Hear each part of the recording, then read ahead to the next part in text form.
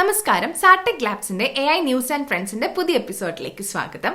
ആദ്യത്തെ news Donald Trump ഉപയോഗിച്ച AI ഇമേജസിനെ പറ്റിയാണ്. ഇപ്പൊ ക്രേസി ആയിട്ടുള്ള AI ഇമേജ് ജനറേഷൻ നടക്കുകയാണല്ലോ. ഇത്തരം ഇമേജസ് രാഷ്ട്രീയ താല്പര്യങ്ങൾക്ക് വേണ്ടിയും ഉപയോഗിക്കപ്പെടുന്നുണ്ട്. Donald Trump Truth social media പ്ലാറ്റ്ഫോമിൽ പങ്കുവച്ച ചിത്രങ്ങളാണിത്.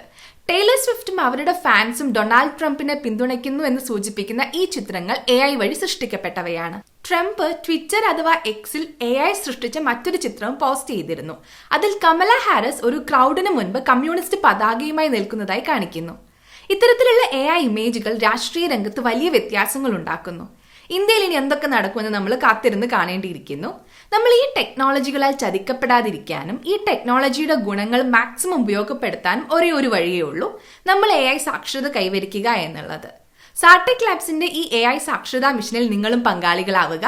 നിങ്ങൾക്ക് പരിചയമുള്ള ഒരാളോടെങ്കിലും ഈ കാര്യങ്ങൾ പങ്കുവയ്ക്കുക. ഒപ്പം ഈ വീഡിയോ ലൈക്ക് ചെയ്യാനും ചാനൽ സബ്സ്ക്രൈബ് ചെയ്യാനും മറക്കരുത്. ജനറേറ്റീവ് AI ലോകത്തു നിന്നുള്ള കുറച്ച് വാർത്തകളാണ് അടുത്തത്.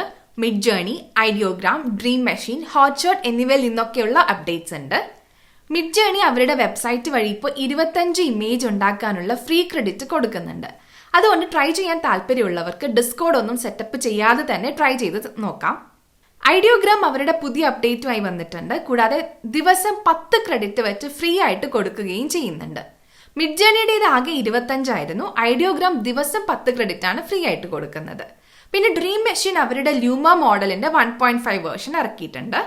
അതുകൂടാതെ ഹോട്ട്ഷോട്ട് എന്നൊരു കമ്പനി സോറയേക്കാൾ മികച്ച വീഡിയോകൾ ഉണ്ടാക്കുന്നു എന്ന് അവകാശപ്പെട്ടുകൊണ്ട് അവരുടെ മോഡലും പുറത്തിറക്കിയിട്ടുണ്ട്. അപ്പോൾ താല്പര്യമുള്ളവർ ഈ ടൂളുകൾ ഉപയോഗിച്ച് ഇമേജും വീഡിയോയും ഉണ്ടാക്കി നിങ്ങളുടെ അഭിപ്രായങ്ങൾ കമന്റ് ബോക്സിൽ അറിയിക്കുക.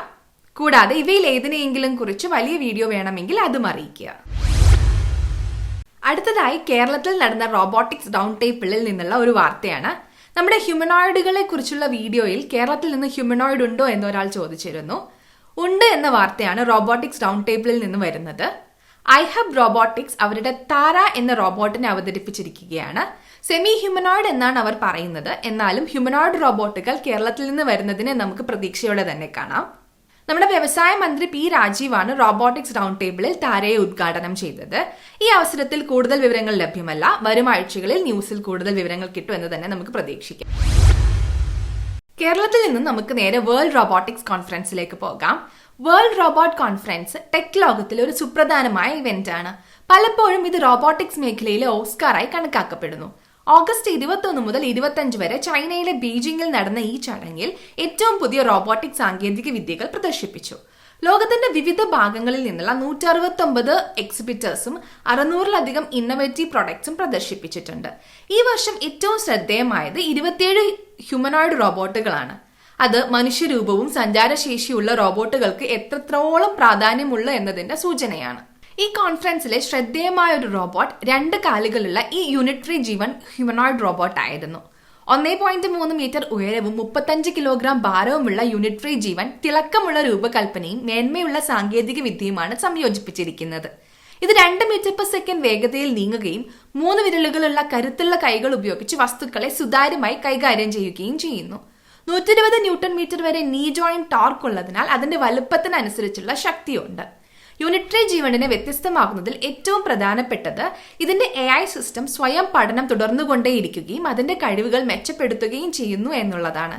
ഏകദേശം $13,874 വിലയുള്ള ഈ റോബോട്ട് പ്രായോഗിക ആപ്ലിക്കേഷനുകൾക്കായി നിരവധി ലാബുകളിലും കമ്പനികളിലും ഇതിനകം സ്വീകരിക്കപ്പെട്ട് കഴിഞ്ഞു. AI ലോകത്ത് കൂടുതൽ വാർത്തകൾക്കും അറിവുകൾക്കുമായി ചാനൽ ഇപ്പോൾ തന്നെ സബ്സ്ക്രൈബ് ചെയ്തോളൂ. നമ്മളുടെ വീഡിയോസ് അപ്ലോഡ് ചെയ്യുമ്പോൾ നോട്ടിഫിക്കേഷൻ ലഭിക്കുന്നതിനായി ആ ബെൽ ബട്ടൺ അമർത്താൻ മറക്കണ്ട. വീഡിയോ കണ്ട് സപ്പോർട്ട് ചെയ്യുന്ന എല്ലാവർക്കും നന്ദി.